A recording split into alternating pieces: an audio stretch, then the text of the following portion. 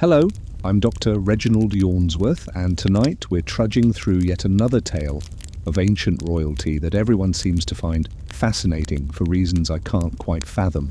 Today's story involves King Solomon, supposedly the wisest man who ever lived, and the mysterious Queen of Sheba, who traveled halfway across the known world just to test his intelligence with riddles. A tale of wisdom, wealth, and diplomatic intrigue, tragically elevated by my profound sense of academic duty rather than genuine enthusiasm. We're journeying to the ancient Near East, to the golden age of Israel around 950 BCE, when Jerusalem's temple gleamed like a beacon across the Mediterranean world, and kings measured their worth in talents of gold rather than social media followers. It was an age when wisdom was currency, trade routes were lifelines, and a single diplomatic visit could reshape the balance of power across continents. So settle in, perhaps fluff those pillows one more time, and let me know in the comments where you're listening from tonight. Are you in Jerusalem, walking streets that once echoed with Solomon's judgments, perhaps in Ethiopia, where tradition claims the Queen of Sheba made her home, or maybe in Yemen, where other scholars place her legendary kingdom? Wherever you are, dim those lights and let's drift back nearly 3,000 years to a time when wisdom was worth more than armies and a queen's curiosity could launch 1,000 ships. Tonight's story isn't just about a diplomatic meeting, though there's certainly that. It's about the collision of two brilliant minds, the delicate dance of international relations, and the eternal human quest for knowledge and understanding. It's about a king who could speak with animals and solve impossible riddles, and a queen who commanded the spice routes and controlled the flow of frankincense and myrrh. It's about how sometimes the most important conversations happen not between lovers, but between equals who recognize genius in each other. In the rolling hills of ancient Palestine, around 970 BCE, a young prince named Solomon inherited not just a throne, but the weight of his father's extraordinary legacy. David, the shepherd boy who became king, had united the 12 tribes of Israel and established Jerusalem as their capital. But kingdoms built by warriors don't always transition smoothly to their sons, especially when those sons prefer scrolls to swords. Solomon's succession wasn't entirely smooth. His older brother Adonijah had attempted to claim the throne, backed by influential generals and priests who thought a more martial king might be preferable. But David, in his final years, had chosen Solomon specifically because he saw in his younger son not the makings of another warrior king, but something perhaps more valuable, a ruler who might govern through wisdom rather than fear. The new king's first test came almost immediately, and it would establish his reputation for the next 40 years. Two women appeared before his throne, each claiming to be the mother of the same infant. Both had given birth around the same time, but one child had died in the night. Now each woman insisted the living child was hers, and the dead infant belonged to the other. Solomon listened to their arguments with the kind of patience that would characterize his entire reign.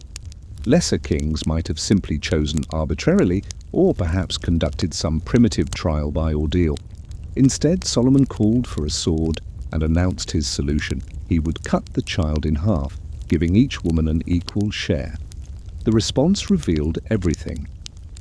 One woman immediately agreed to the division, declaring that if she couldn't have the child, neither should her rival. The other woman cried out in horror, begging the king to give the baby to her rival rather than harm him.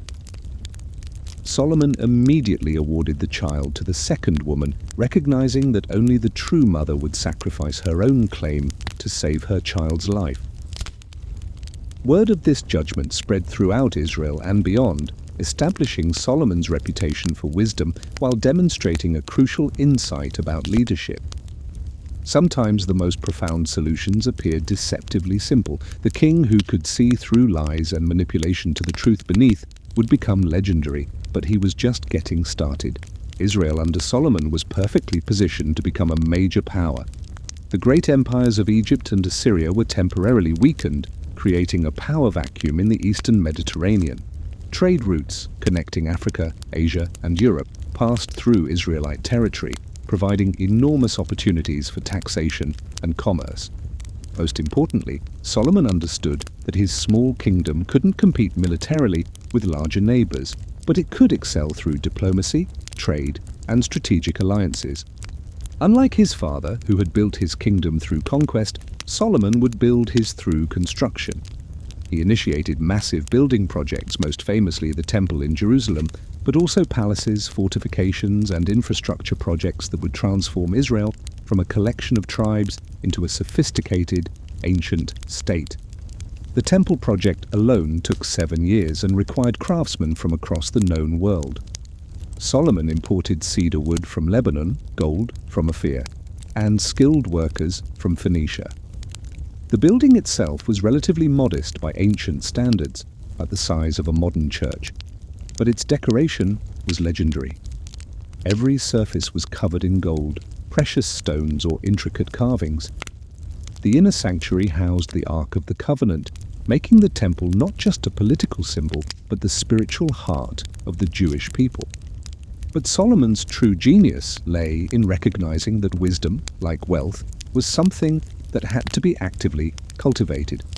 He established schools for scribes and administrators, patronized poets and musicians, and most importantly, began collecting the sayings, proverbs, and philosophical insights that would eventually become the biblical books of Proverbs and Ecclesiastes.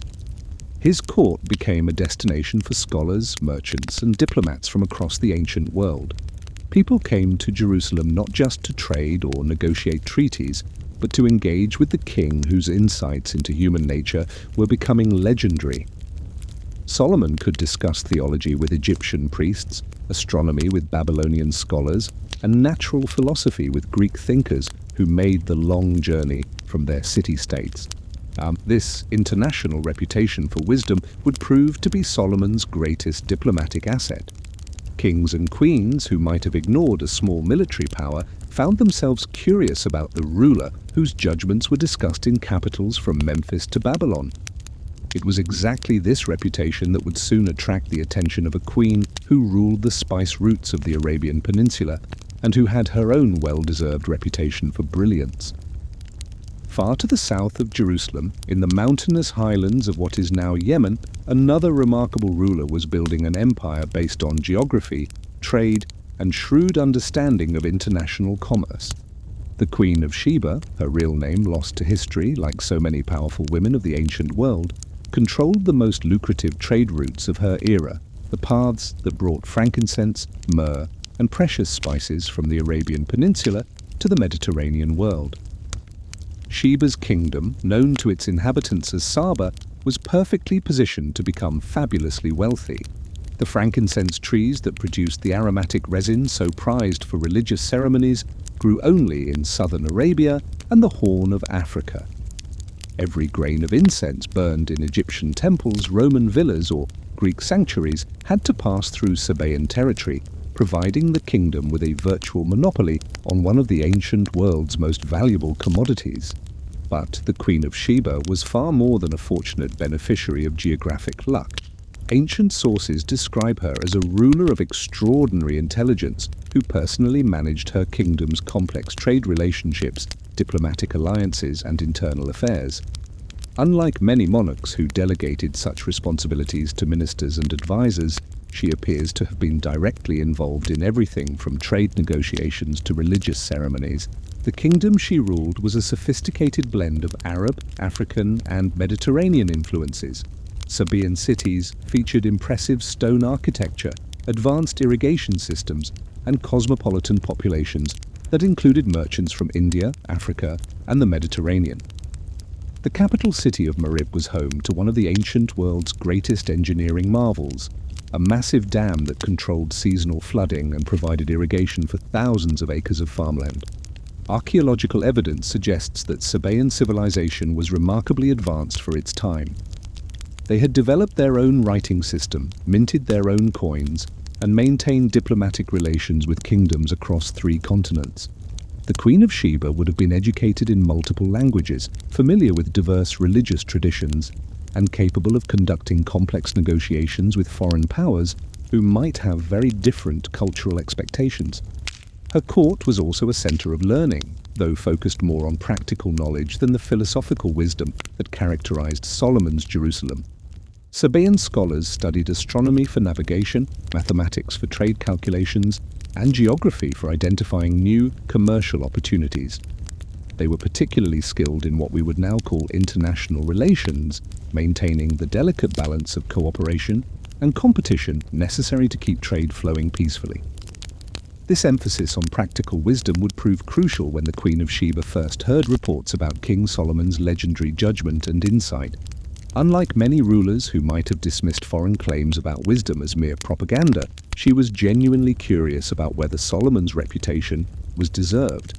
After all, wisdom was her business too, and she understood better than most how rare true insight really was. The decision to visit Solomon wasn't made lightly.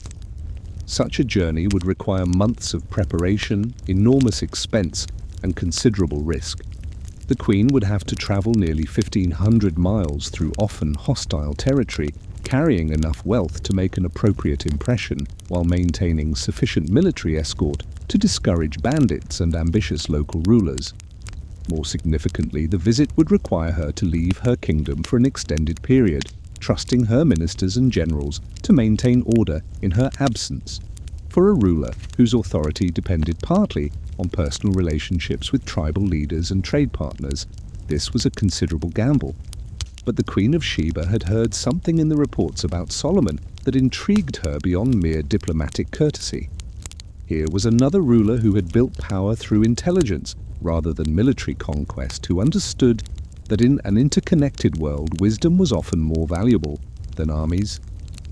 If the reports were accurate, this might be the beginning of a partnership that could benefit both kingdoms enormously. Besides, she had questions that needed answers, riddles that demanded solutions, and a genuine curiosity about whether this northern king was as wise as his reputation suggested. The Queen of Sheba had never met anyone who could match her own intellectual abilities. The prospect of finally encountering an equal was too intriguing to resist. The caravan that departed from Marib around 950 BCE was unlike anything the ancient world had seen before.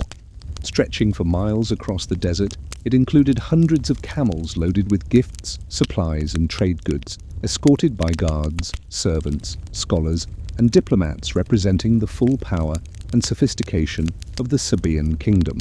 The Queen of Sheba had planned this expedition with the same meticulous attention to detail that characterized all her endeavors.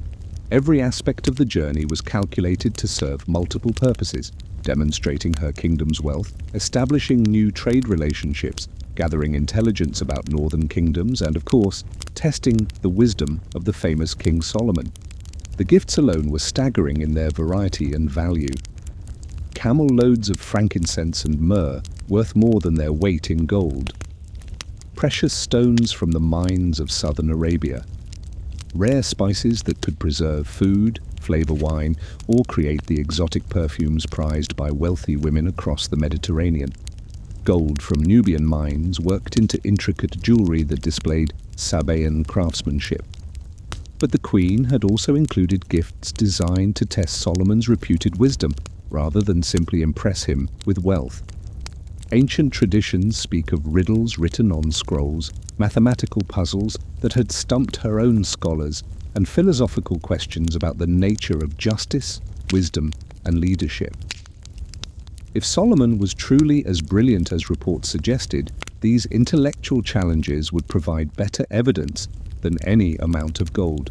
The journey itself was an education in the complexity of ancient international relations. The caravan had to negotiate passage through multiple kingdoms, each with its own rulers, customs, and expectations. Some demanded tribute for safe passage. Others offered to trade local goods for Sabaean spices.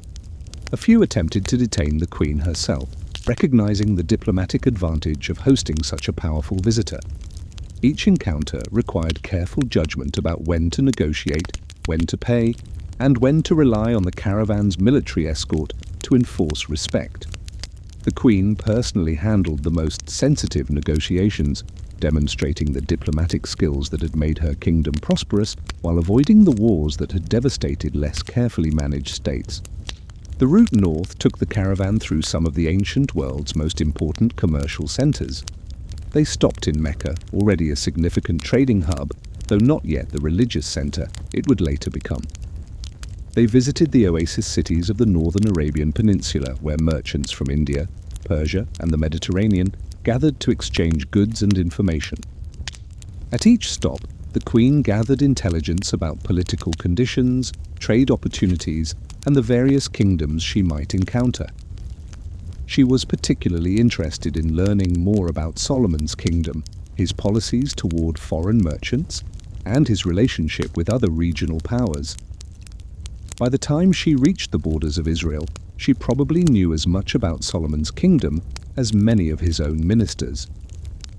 The final approach to Jerusalem was carefully orchestrated for maximum impact. Ancient sources describe the Queen arriving with a caravan so magnificent that crowds gathered along the route just to witness the spectacle.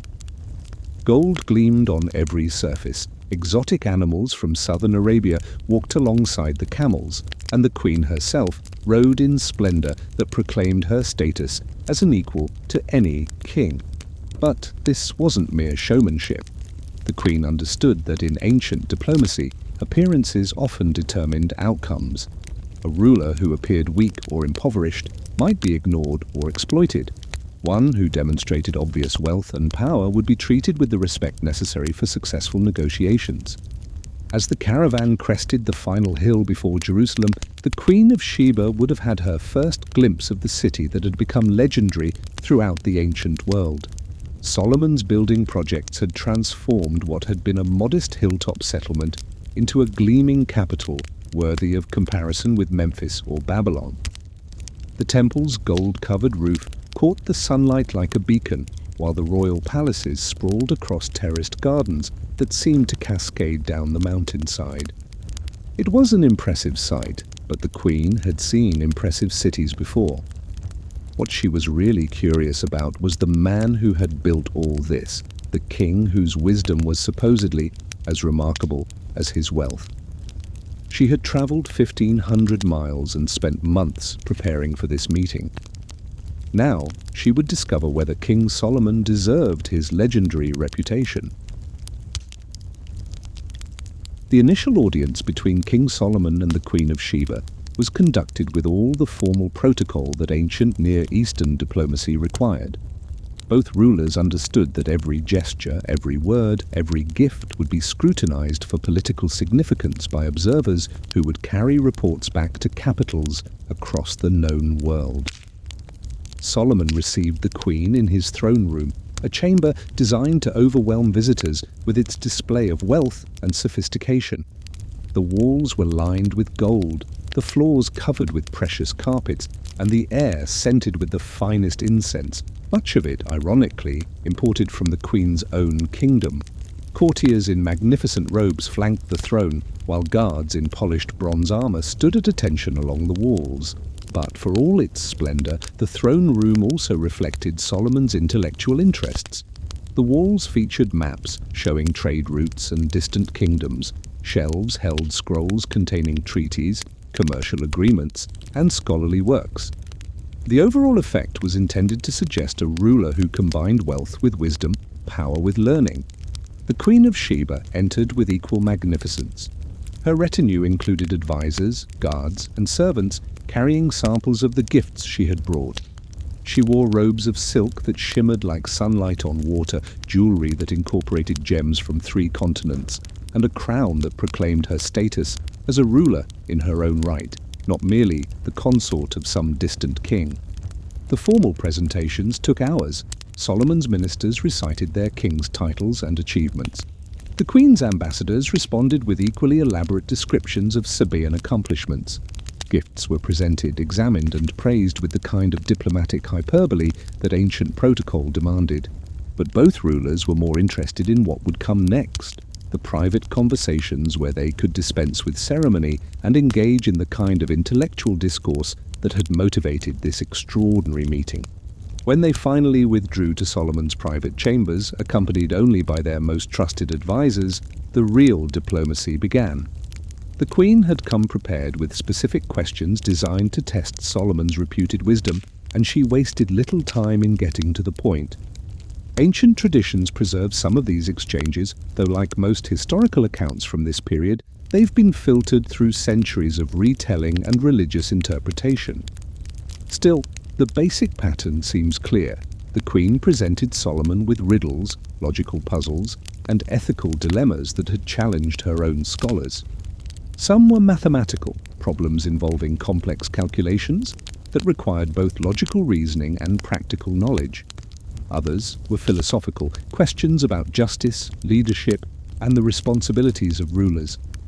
A few were practical, scenarios involving trade disputes, diplomatic crises, and administrative challenges that any competent ruler might face.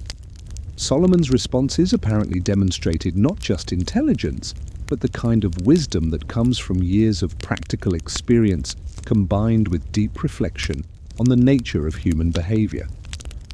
He didn't simply solve the Queen's puzzles, he explained his reasoning in ways that revealed insights into psychology, politics, and ethics. What impressed the Queen most, according to ancient accounts, wasn't Solomon's ability to find correct answers, but his understanding of why the questions mattered. When she posed riddles about justice, he responded with observations about human nature that reflected genuine insight into the challenges of leadership. When she asked about trade and commerce, he demonstrated understanding not just of economics, but of the cultural and political factors that made international relations so complex. The conversations continued for days, ranging across topics that included astronomy, natural history, theology, and statecraft. Both rulers apparently found themselves intellectually stimulated in ways they rarely experienced. For the Queen, accustomed to being the smartest person in most rooms, encountering Solomon's mind must have been both exciting and somewhat unsettling. For Solomon, meeting someone who could challenge his thinking while understanding the responsibilities of rule was equally rare. But these weren't just academic discussions. Both rulers were simultaneously conducting the kind of careful diplomatic dance that international relations required. They were assessing each other's kingdoms, exploring possibilities for alliance, and negotiating the terms of future cooperation. The Queen was particularly interested in expanding trade between their kingdoms. Sabaean merchants already traveled to Mediterranean ports, but direct relationships with Israel could provide new opportunities and greater security for commercial ventures. Solomon, meanwhile, was intrigued by the possibilities of accessing southern Arabian markets and perhaps establishing a presence in the lucrative Indian Ocean trade. After days of intellectual sparring and diplomatic negotiation, the time came for the formal exchange of gifts that would seal whatever agreements had been reached. This wasn't simply ceremonial courtesy. In the ancient world, the value and appropriateness of gifts could determine the success or failure of diplomatic missions. The Queen of Sheba had brought treasures that demonstrated both her kingdom's wealth and her personal understanding of what would appeal to Solomon's interests. The frankincense and myrrh were obvious choices. These aromatics were essential for religious ceremonies and were among the most valuable trade goods of the era. Ancient sources suggest she brought so much incense that it affected Jerusalem's markets for years afterward. But she had also included gifts that showed more personal insight into Solomon's character. Rare manuscripts and scrolls containing the wisdom traditions of southern Arabia, astronomical observations made by Sabaean scholars, and mathematical texts that might interest a king known for his intellectual curiosity. These weren't just valuable, they were chosen to appeal specifically to Solomon's mind. The precious stones and gold were magnificent, but perhaps less significant than some of the more exotic gifts. Rare animals from southern Arabia, spices unknown in the Mediterranean world, and crafted goods that demonstrated Sabaean artistic traditions. The overall message was clear: Sheba was a kingdom worth knowing, with resources and knowledge that could benefit any alliance. Solomon's reciprocal gifts were equally calculated to impress, while demonstrating Israel's own wealth and sophistication. Gold from Ophir, worked into jewelry and decorative objects by Jerusalem's finest craftsmen. Cedar wood from Lebanon, still fragrant with the forests of the north. textiles dyed with the precious purple that required thousands of murex shells to produce even small quantities.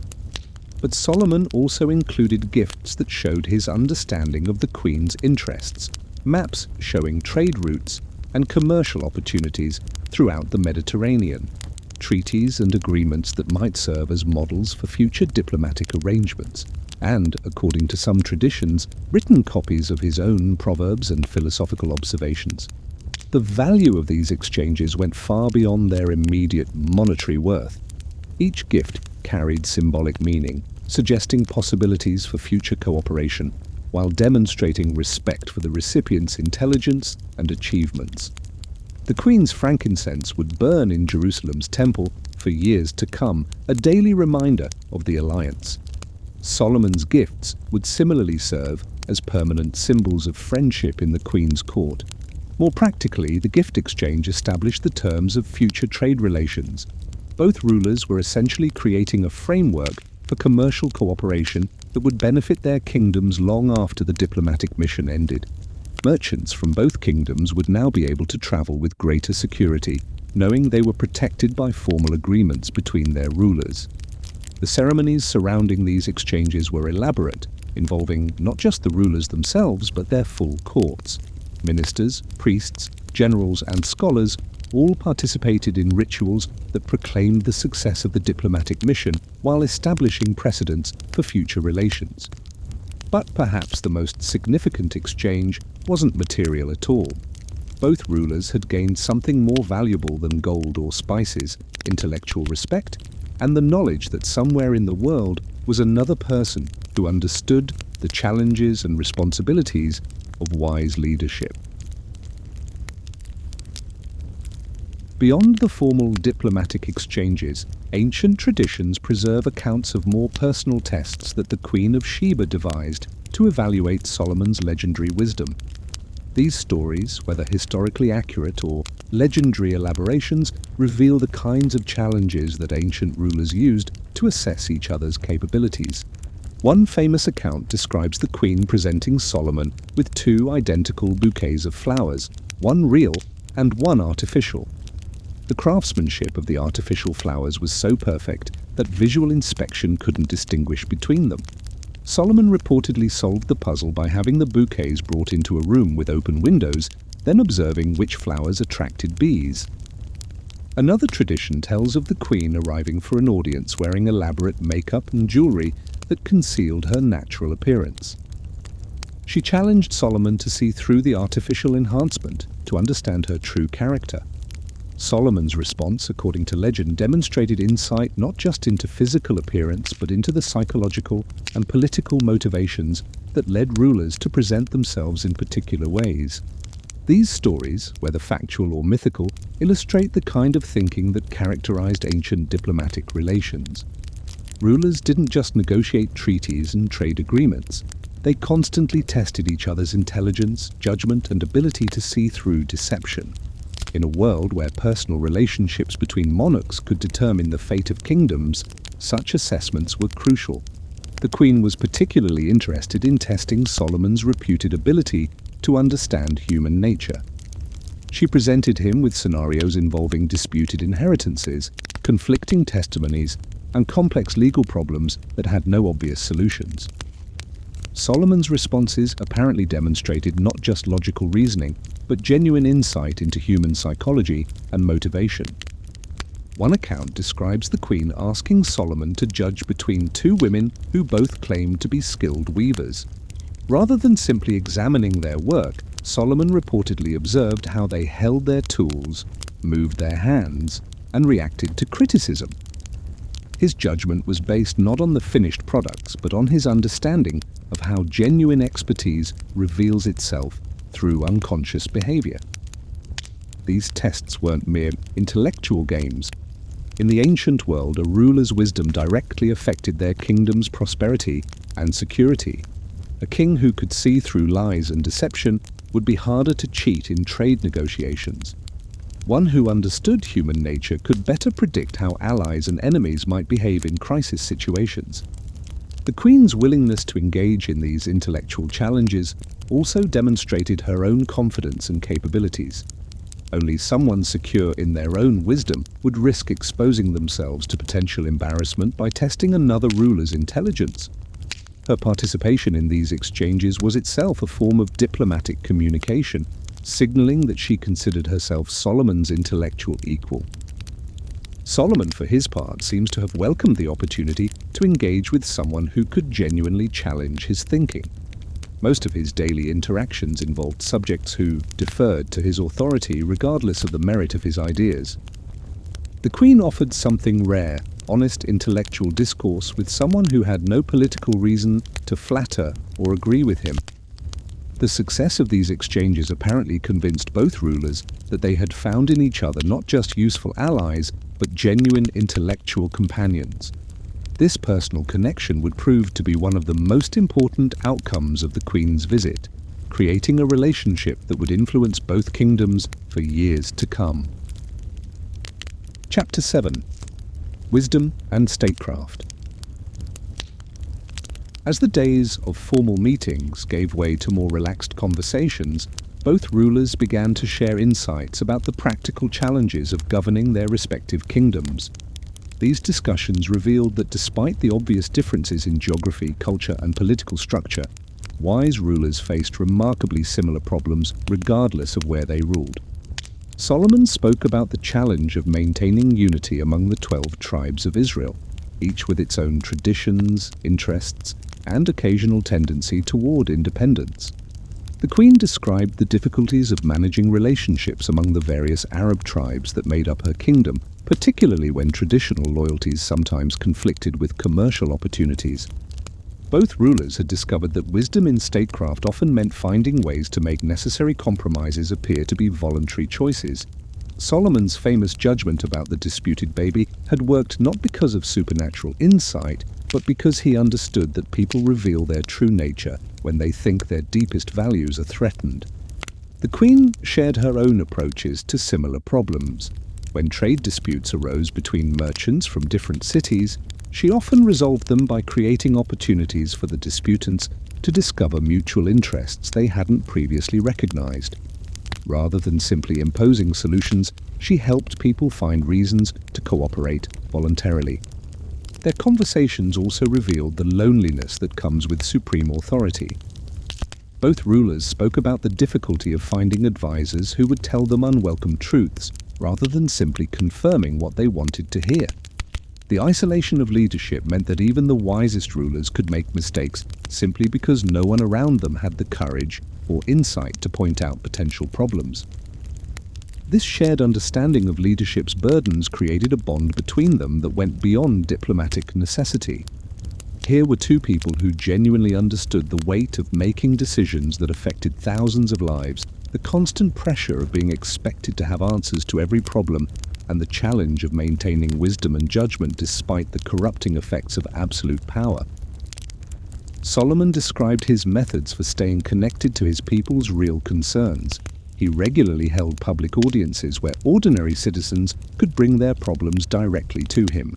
He also made unannounced visits to markets, workshops, and farms, listening to conversations that revealed what people really thought about his policies. The Queen had developed similar practices. She personally inspected trade caravans, talked with merchants about conditions in distant markets, and maintained relationships with tribal leaders who could tell her about problems before they became crises. Both rulers understood that effective leadership required constant vigilance and genuine curiosity about their subjects' lives. Their discussions also touched on the relationship between personal virtue and political effectiveness. Both had observed that rulers who lost their moral compass often made disastrous practical decisions, while those who maintained ethical standards usually found that honesty and fairness were good politics as well as good principles. But they also acknowledged the difficult compromises that leadership sometimes required. Solomon spoke about occasions when he had been forced to choose between conflicting loyalties or competing claims to justice. The Queen described situations where protecting her kingdom's interests had required her to break promises or disappoint allies. These conversations revealed rulers who were both idealistic and realistic, committed to wisdom and virtue, but experienced enough to understand that perfect solutions rarely existed in the real world. Their ability to discuss these challenges openly with each other created a level of mutual respect that would influence their future relationship. Chapter 8. The Sacred and the Secular. One of the most significant aspects of the meetings between Solomon and the Queen of Sheba involved their discussions of religion, wisdom traditions, and the relationship between temporal and spiritual authority. Both rulers governed societies where religious and political leadership were closely intertwined, and both had to navigate the complex relationships between different faith traditions within their kingdoms. Solomon's Israel was officially monotheistic, worshipping the God of Abraham, Isaac, and Jacob. But the kingdom included numerous foreign merchants, craftsmen, and settlers who brought their own religious traditions. Solomon had to balance his commitment to Israel's covenant faith with the practical necessities of governing a diverse population in an interconnected world. The Queen's kingdom was similarly complex. Traditional Arabian religion involved worship of multiple deities associated with natural phenomena, tribal protection, and commercial success. But Sabaean merchants traveled throughout the ancient world, encountering Egyptian, Mesopotamian, and Mediterranean religious traditions that influenced their thinking and practices. Both rulers were genuinely curious about each other's religious traditions, partly from intellectual interest, but also from practical concerns about how religious differences might affect their diplomatic and commercial relationships. These conversations apparently revealed more similarities than either had expected. Solomon described his understanding of wisdom as a divine gift that imposed responsibilities on those who received it. The wise ruler was accountable not just to his people, but to the source of wisdom itself for how knowledge and insight were used. This created an ethical framework that influenced both personal behavior and political decisions. The Queen expressed similar ideas using different language. In her tradition, wisdom was associated with divine favor that had to be earned through right action and maintained through continued virtue. Rulers who abused their wisdom or used it selfishly would eventually lose both their insight and their authority.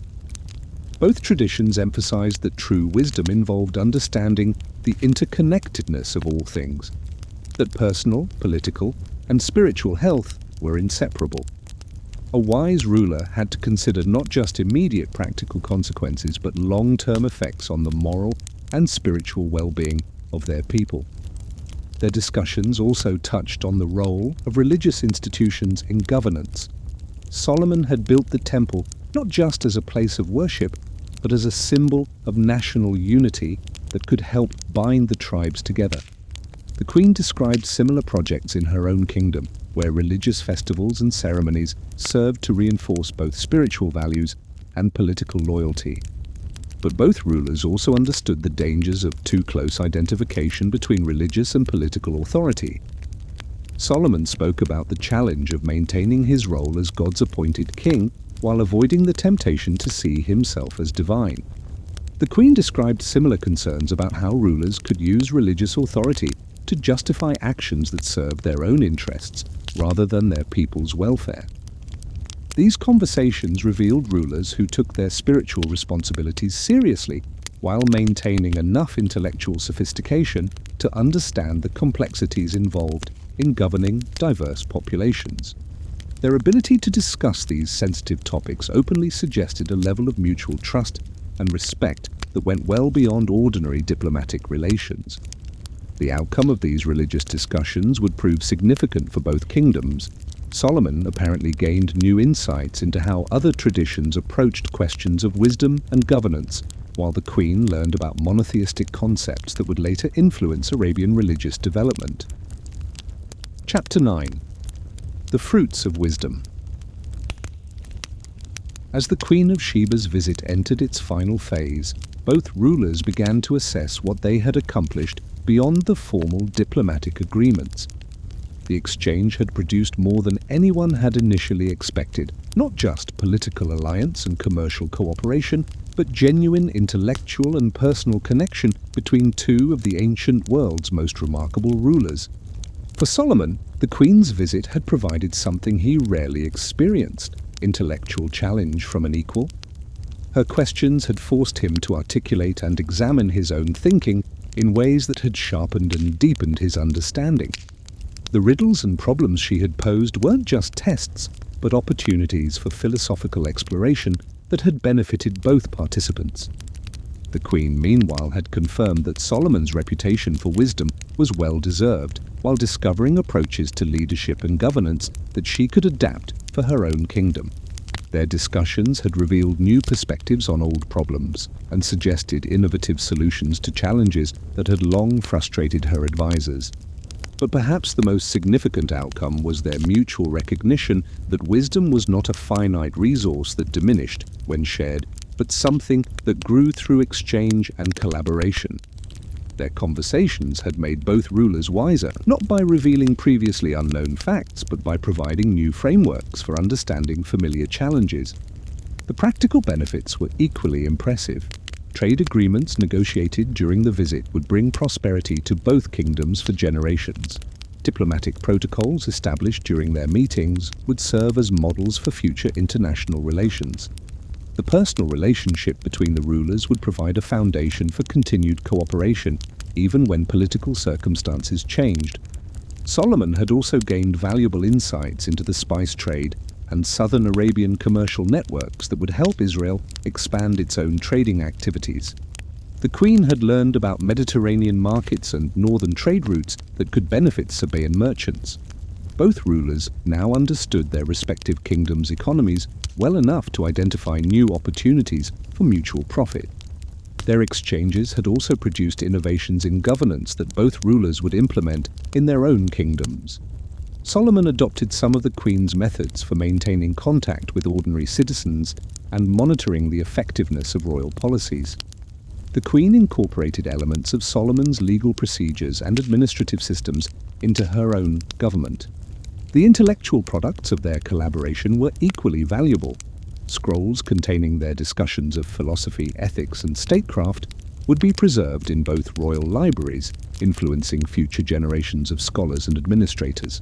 The precedents they established for international dialogue would affect diplomatic relations throughout the region. But beyond these tangible benefits lay something more intangible, but equally important: proof that wisdom could transcend cultural, religious, and political differences. Two rulers from very different traditions had found common ground in their shared commitment to intelligent, ethical leadership.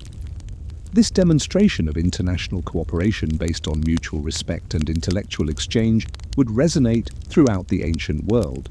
Other rulers would seek to emulate their example, leading to a period of increased diplomatic activity and cultural exchange that would benefit the entire region.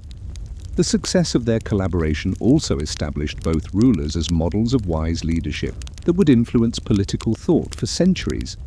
Later writers would point to their relationship as an example of how intelligent, ethical governance could create prosperity and peace, even in a world often dominated by warfare and exploitation. Chapter 10. The Departure. As autumn approached, the time came for the Queen of Sheba to begin her long journey home. The caravan that had arrived in Jerusalem months earlier would return to Arabia carrying new treasures, fresh knowledge, and the framework for a relationship that would reshape both kingdoms' futures. The final ceremonies were as elaborate as those that had marked the Queen's arrival, but they carried a different emotional weight. What had begun as a diplomatic mission had evolved into something more personal and significant. Both rulers understood that they were saying farewell not just to a political ally, but to someone who had genuinely enriched their understanding of wisdom, leadership, and life itself.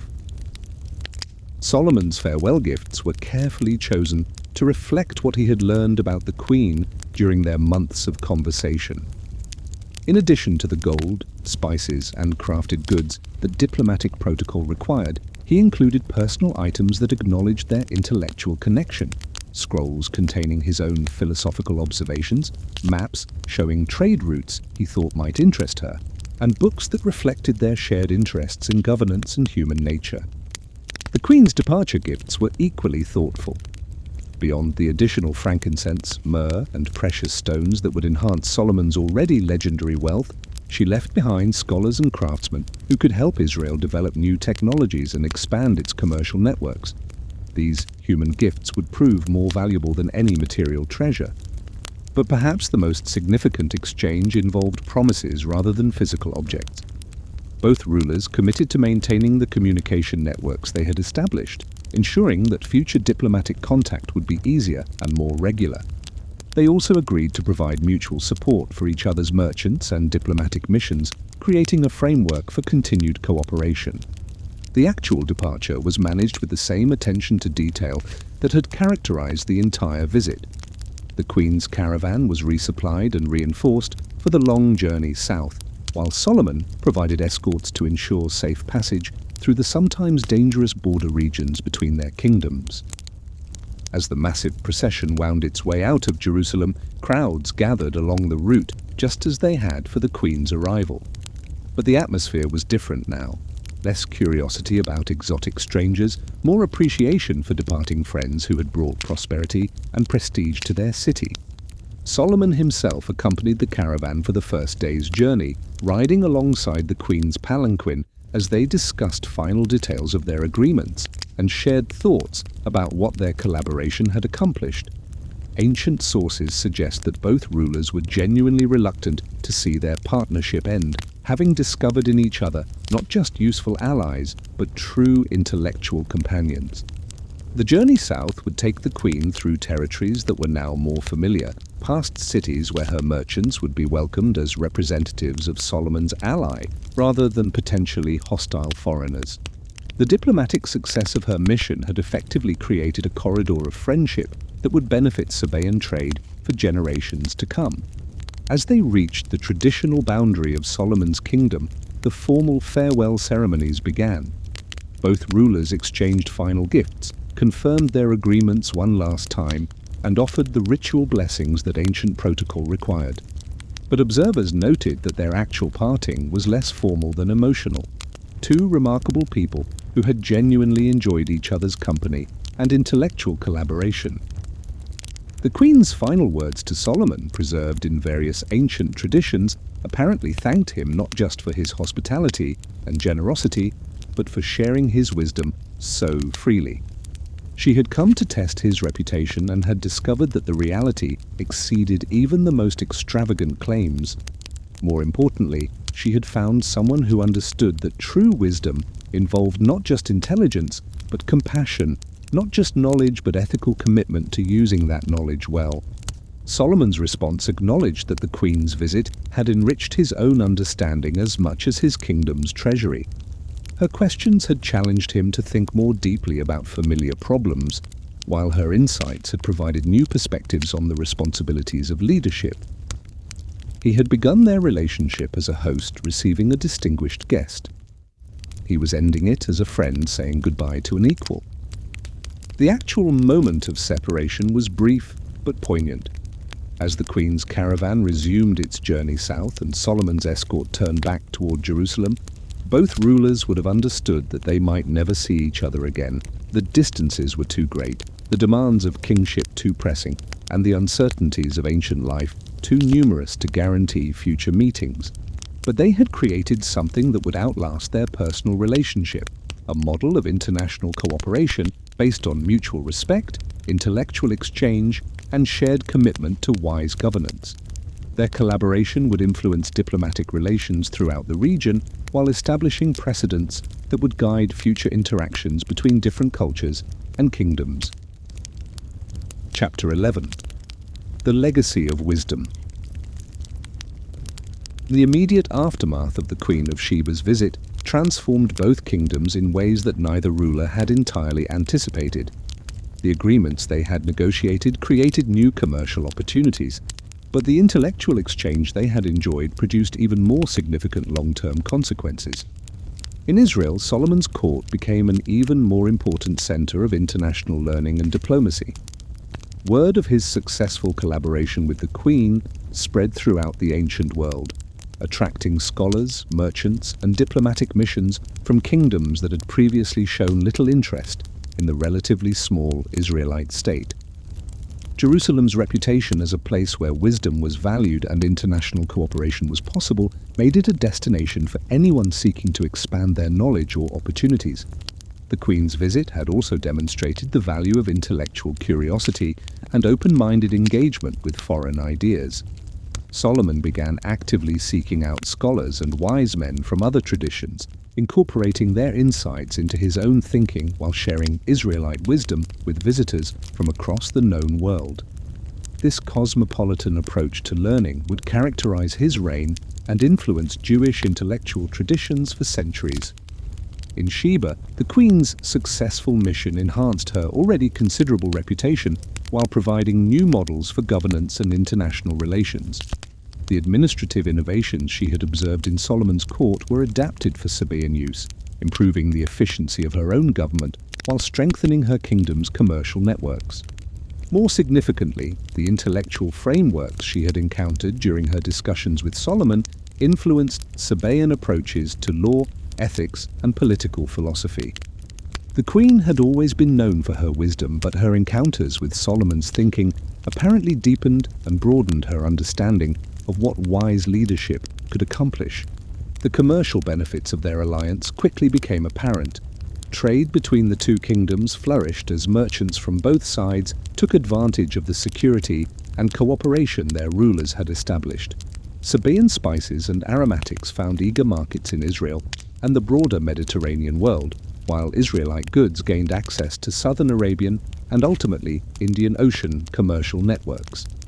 This economic prosperity had political consequences as well. Both kingdoms became more influential in regional affairs as their wealth and mutual cooperation made them attractive allies for other rulers.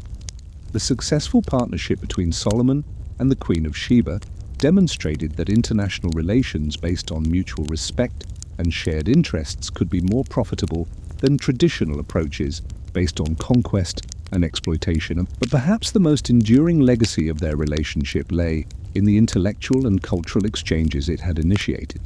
Scholars from both kingdoms continued to correspond and visit each other's courts, sharing knowledge about everything from astronomy and mathematics to poetry and philosophy. This ongoing dialogue enriched both traditions while creating new syntheses that influenced thinking throughout the region. The precedent they had established for female leadership in international relations was equally significant. The Queen of Sheba's successful diplomacy had demonstrated that women could engage in complex negotiations and intellectual exchanges as equals with male rulers. This example would inspire future generations of women leaders while gradually expanding ancient world concepts of what was possible in international relations. Their collaboration also influenced religious and philosophical thinking in ways that would have long-term consequences. The respectful dialogue they had maintained, despite their different faith traditions, provided a model for how people with varying beliefs could work together productively. This approach to religious diversity would influence both Jewish and Arabian thinking about relations with other cultures. The stories of their meeting would be retold and embellished for centuries, becoming legendary accounts that inspired future generations while preserving the memory of what two wise rulers had accomplished through mutual respect and intellectual exchange. These tales would influence literature, philosophy, and political thought throughout the Mediterranean world and beyond. Chapter 12.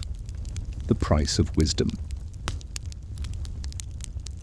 As years passed following the Queen of Sheba's visit, both rulers discovered that wisdom, like all forms of power, carried costs as well as benefits. The very qualities that had made their collaboration so successful also created new challenges and responsibilities that would test their judgment and character. Solomon's expanding reputation for wisdom brought increasing numbers of visitors to Jerusalem, each seeking solutions to their problems or hoping to benefit from association with the legendary king. While this enhanced Israel's international influence, it also created enormous demands on Solomon's time and attention. The king, who had once been able to focus on his people's needs, now found himself constantly occupied with foreign dignitaries and international affairs. The wealth that flowed from trade agreements and diplomatic relationships enabled Solomon to undertake even more ambitious building projects, but it also created new problems.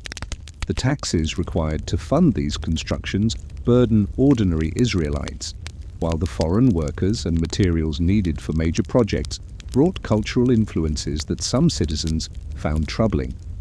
More problematically, Solomon's growing involvement in international affairs required him to make compromises that conflicted with traditional Israelite values.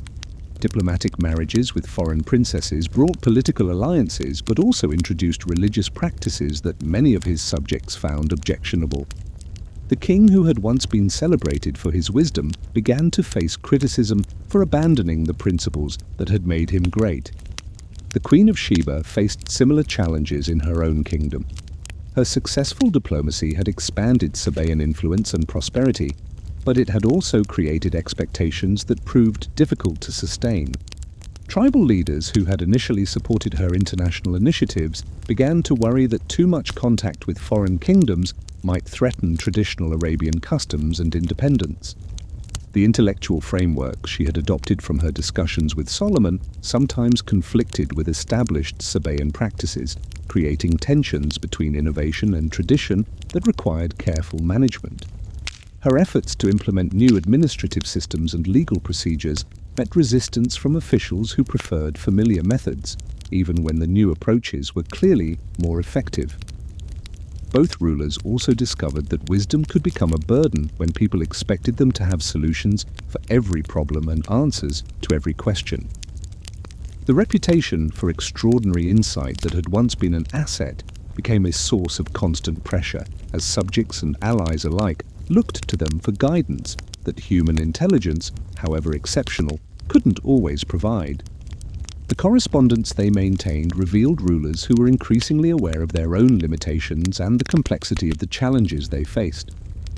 Their letters spoke of the loneliness of leadership, the difficulty of making decisions with incomplete information, and the frustration of watching carefully crafted policies produce unintended consequences.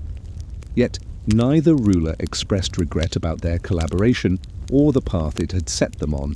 They had achieved something remarkable, a partnership based on mutual respect and intellectual exchange that had benefited both their kingdoms while demonstrating new possibilities for international relations. The costs they were paying seemed a reasonable price for what they had accomplished. Solomon's later writings, preserved in Ecclesiastes, reflected deep thinking about the nature of wisdom, power, and human achievement. His observations about the vanity of human endeavors and the limitations of earthly wisdom suggested a ruler who had learned hard lessons about the gap between aspiration and reality. The Queen's own reflections, though less well preserved in historical records, apparently showed similar evolution in her thinking. Ancient sources suggest that she became increasingly focused on ensuring that her kingdom's prosperity would outlast her own reign, working to establish institutions and traditions that could maintain Sabaean independence and influence for future generations. Their shared experience of leadership's burdens created a bond that continued even as their active correspondence gradually diminished due to the pressing demands of ruling their respective kingdoms. Both had learned that wisdom was not a destination, but a journey requiring constant vigilance, humility, and willingness to adapt to changing circumstances. Chapter 13. The Twilight of Giants. The final years of both rulers' reigns were marked by the kind of challenges that test even the wisest leaders. Solomon's kingdom, enriched by decades of prosperity and international trade, began to show signs of the internal tensions that often accompany rapid change and growing wealth.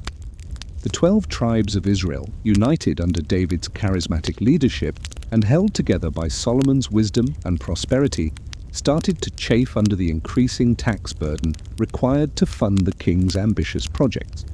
The temple had been completed and was acknowledged as one of the ancient world's architectural marvels, but the palaces, fortifications, and infrastructure projects that followed seemed to benefit Solomon's prestige more than his people's welfare.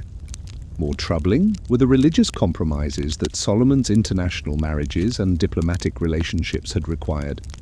The king, who had once been celebrated for his devotion to Israel's God, now maintained shrines for foreign deities to accommodate his various wives and their diplomatic entourages. Conservative religious leaders began to warn that Solomon was repeating the mistakes of earlier generations who had been punished for abandoning their covenant obligations. Solomon himself seemed increasingly aware of these problems.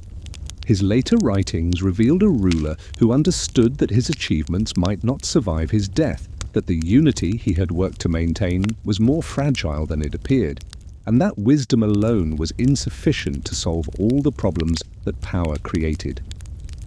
The Queen of Sheba faced her own twilight challenges, though they were different in character from Solomon's difficulties.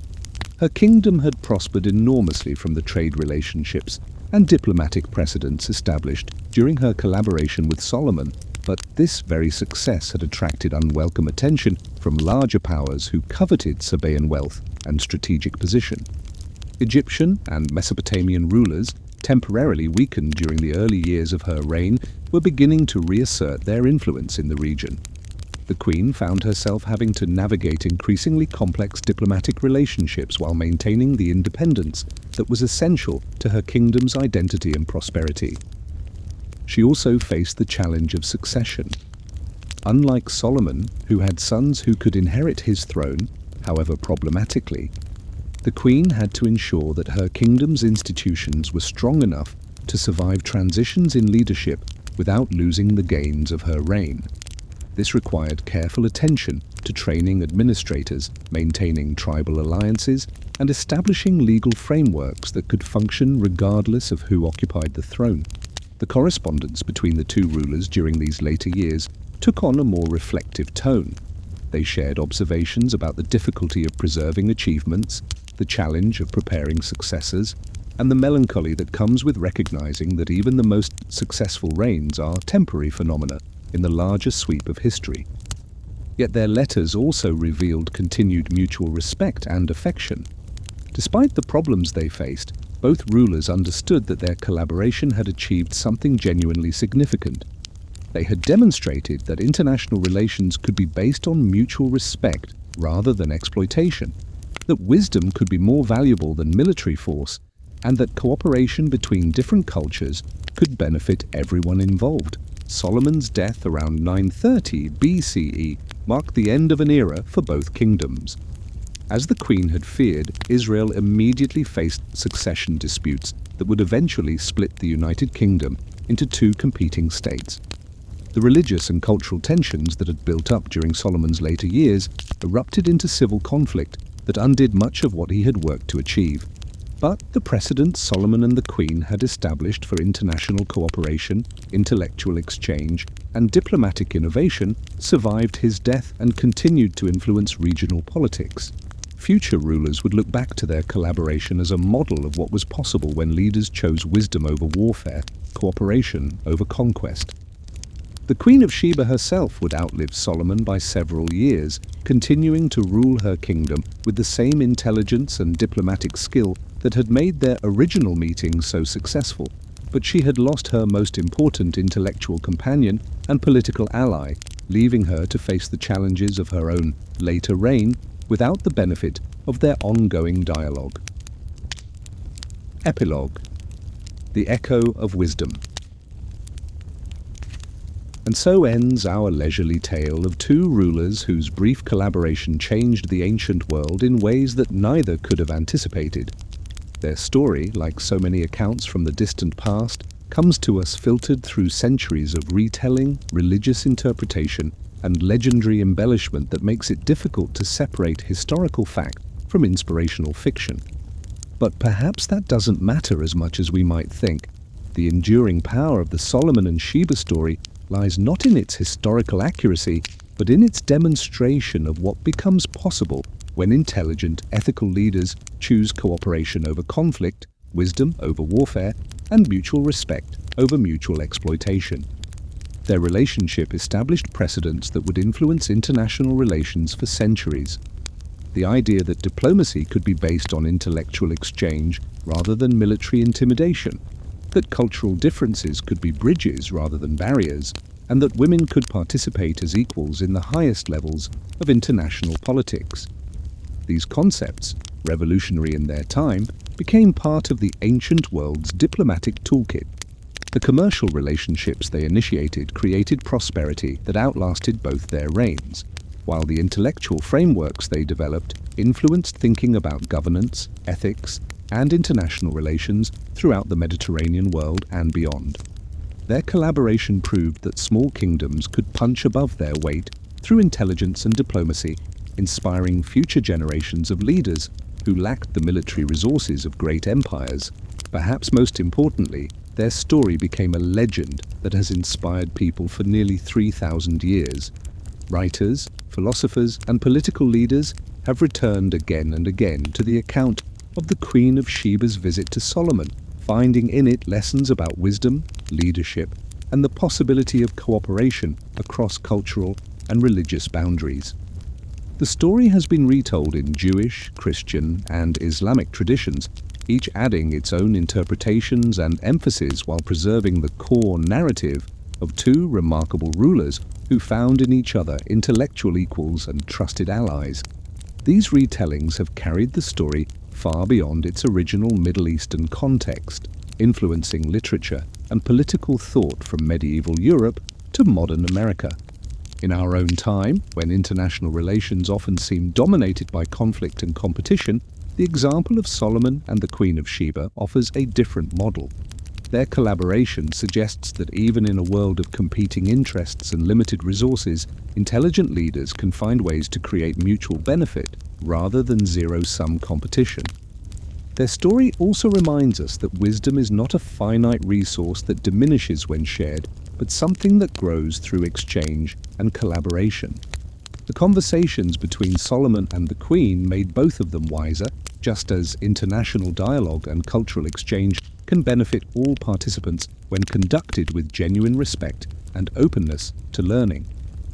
Most personally, their relationship demonstrates the profound human need for intellectual companionship. Both rulers were isolated by their power and responsibilities, surrounded by people who had political reasons to agree with them rather than challenge their thinking. In each other, they found someone who could engage with their ideas honestly and help them think more clearly about the challenges they faced.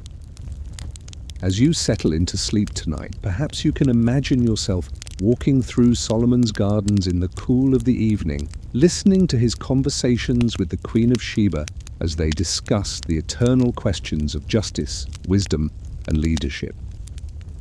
Picture the golden lights of Jerusalem reflecting off the temples Solomon built, while the Queen's servants prepare frankincense and myrrh that will scent the night air with the promise of distant lands and exotic possibilities. Remember a world where curiosity was valued more than conquest, where intelligent conversation could reshape international relations, and where two remarkable people proved that wisdom shared is wisdom multiplied. The stars that guided the Queen's caravan from Sheba to Jerusalem are still shining tonight, eternal witnesses to the power of human intelligence and the enduring appeal of leaders who choose cooperation over conflict. Sleep well, and may your own dreams be filled with the kind of wisdom that builds bridges between different worlds, creates prosperity from mutual respect, and proves that sometimes the most important victories are won not through force but through the patient application of intelligence, ethics, and the radical idea that former strangers can become trusted friends. The legacy of Solomon and the Queen of Sheba lives on whenever people choose dialogue over discord, understanding over prejudice, and wisdom over mere cleverness. And if you find yourself faced with impossible riddles or complex problems in your waking life, remember that sometimes the best solutions come not from struggling alone, but from finding someone else who shares your commitment to truth, justice, and the ancient dream that human intelligence can create a better world for everyone who inhabits it. Sweet dreams, and may the wisdom of ages guide your rest.